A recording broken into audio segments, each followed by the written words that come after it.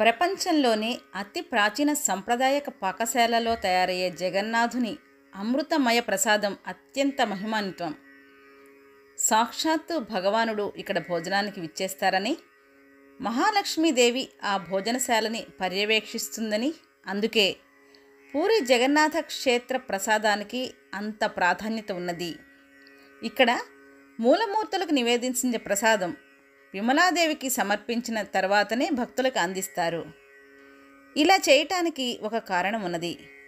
ఈ కారణానికి గల స్థల పురాణం తెలుసుకునే ముందు ఈ ఛానల్లోనే జగన్నాథ ఆలయం గురించిన పూర్తి వీడియో ఒకటి అప్లోడ్ చేశాను. తప్పక ఆ వీడియో చూడండి. నచ్చితే లైక్ అండ్ షేర్ చేస్తే మరికొందరికి మన సనాతన ధర్మం యొక్క గొప్పతనం తెలియజేసిన వారం అవుతాము. ఈ వీడియో చివర ఆ ప్రసాదం ఎటువంటి రుచిలో ఉంటుందో కూడా తెలియజేస్తాను. తప్పక అందరూ తెలుసుకోవాల్సిన విషయం ఒకటి ఉంది. వీడియో ఎండింగ్ అస్సలు మిస్ అవ్వద్దు. ఇప్పుడు విమలాదేవికి మహాప్రసాదం నివేదించడానికి గల కారణ పురాణ గాథ ఏమిటో తెలుసుకుందాం. ఈ గాథ తెలియాలంటే మనం త్రేతాయుగంలోకి ఒకసారి తొంగి చూడాలి. అది రామ రావణ యుద్ధం పరిసమాప్తి అయిన సమయం. అందరూ అయోధ్యలో రామ పట్టాభిషేకానంతరం ఒకరికొకరు కూర్చుని జరిగిన యుద్ధం గురించి చర్చించుకుంటున్నారు. ఇందులో 14 సంవత్సరాలు నిద్రాహారాలు లేనివాడు మాత్రమే ఇంద్రజిత్తును చంపగలడు అనే ప్రస్తావన వచ్చింది. ఇంద్రజిత్తుని లక్ష్మణుడు సంహరించాడంటే లక్ష్మణుడు 14 సంవత్సరాలు నిద్రాహార లేకుండా ఉన్నట్లే కదా అని ఎవరో అన్నారన్నమాట. అప్పుడు రాముడు లక్ష్మణుడితో ఇలా అన్నాడు: లక్ష్మణ, నీవు 14 సంవత్సరాలు నిద్రించలేదు. ఇక్కడ అంతఃపురంలో ఊర్మిళాదేవి నీ నిద్రని కూడా స్వీకరించింది. కానీ నీవు ఈ 14 సంవత్సరాలు తీసుకున్న ఆహారం ఏం చేశావు అని అడిగట. ఈ కథలో ఊర్మిళాదేవి వింత వరం కూడా ఒకటి ఉందండోయ్. కథ ఆసక్తిగా ఉంటుంది, వినండి. మన వనవాస సమయంలో తీసుకున్న ఆహారాన్ని ఒక చెట్టు త్వరలో ఉంచానని జవాబిచ్చాడు లక్ష్మణుడు. అప్పుడు రాముడు ఒక బృందాన్ని పంపి ఆ చెట్టు త్వరలో ఉంచిన ఆహార పొట్లాలన్నీ లెక్క పెట్టమన్నట్ట. ఇప్పుడు మనకి ఒక సందేహం వచ్చింది. 14 ఏళ్ళు ఆహార పొట్లాలు అలాగే ఉంటాయా అని. దానికి సమాధానం మన కథ అయ్యాక చెప్పుకుందాం. ఇప్పుడు లక్ష్మణుని నిజాయితీ ప్రపంచానికి తెలియజేయాలనుకున్న రాముడు లెక్కపెట్టిన పొట్లాల్లో 7 రోజుల ఆహార పొట్లాలు లేవని చెప్పాడట. అవి ఎందుకు లేవు అని అడిగట. అప్పుడు లక్ష్మణుడు ఇలా చెప్తూ వచ్చాట: అన్నయ్య, మనము 7 రోజులు ఆహారం తీసుకోలేదు.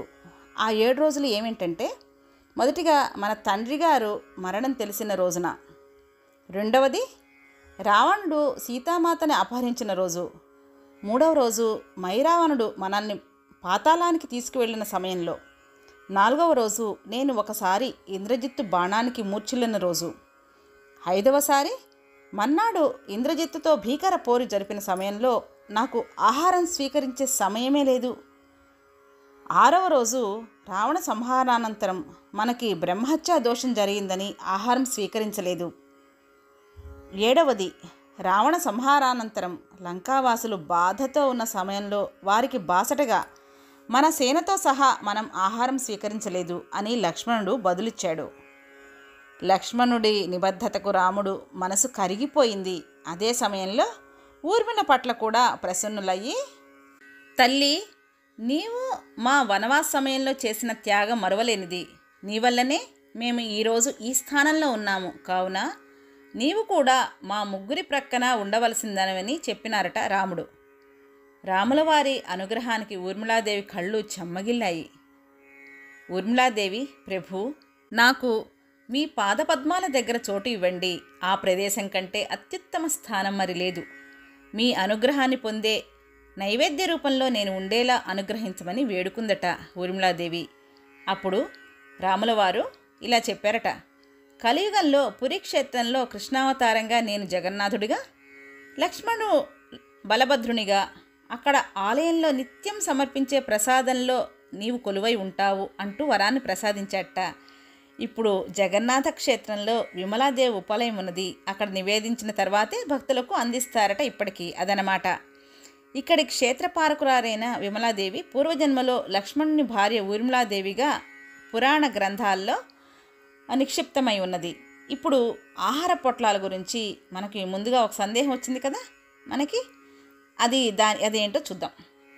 నిజమే, ఇప్పటి తరం ఇలాంటి కథలు ఒప్పుకోరు. కానీ మన పూర్వులు మనకి అందించే విజ్ఞానాన్ని ఎంతో నిబద్ధతతో మనకు తేలికగా అర్థమయ్యే రీతిలో వివరించే అనేక అంశాల్లోని అంతరార్థాలను వెలికి తీశారు.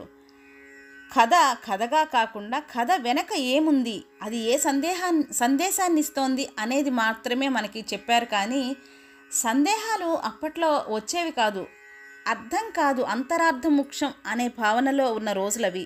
ఈ రోజుల్లో కూడా మనం చెప్పే విధానాన్ని బట్టి ఇప్పుడు అర్థం చేసుకునే తరం చాలా స్పీడ్గా ఉంది. కాబట్టి ఇప్పుడు కూడా మనం చక్కగా మనకి ఆ శాస్త్రీయతను జోడించి మనం చెప్పగలిగితే ఈ రోజుల్లో తరం సుభిక్షంగా ఉండే అవకాశాలు చాలా ఉన్నాయి.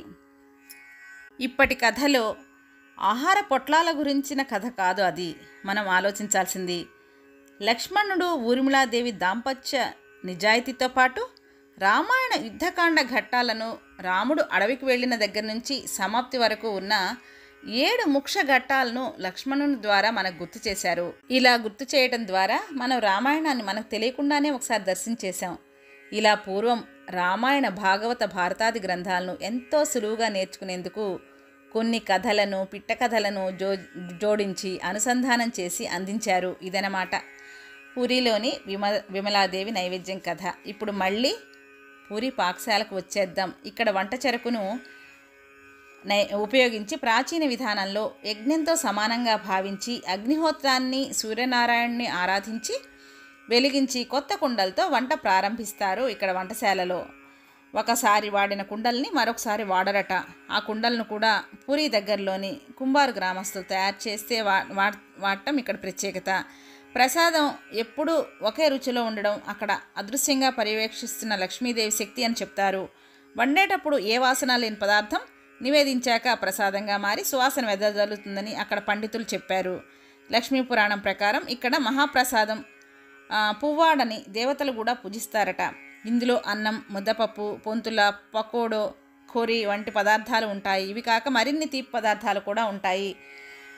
ఇక్కడికి వెళితే తప్పక మహాప్రసాదాన్ని స్వీకరించి తత్ఫలితాన్ని అందరూ పొందుతారని కూడా ప్రసిద్ధి. అయితే ఇక్కడి ప్రసాదాలు ఎటువంటి రూపాల్లో ఉన్నాయో నేను స్వీకరించి చెప్తున్నా. అమృతమయ ప్రసాదపు రుచిని వర్ణించడం తప్పని తెలుసండి.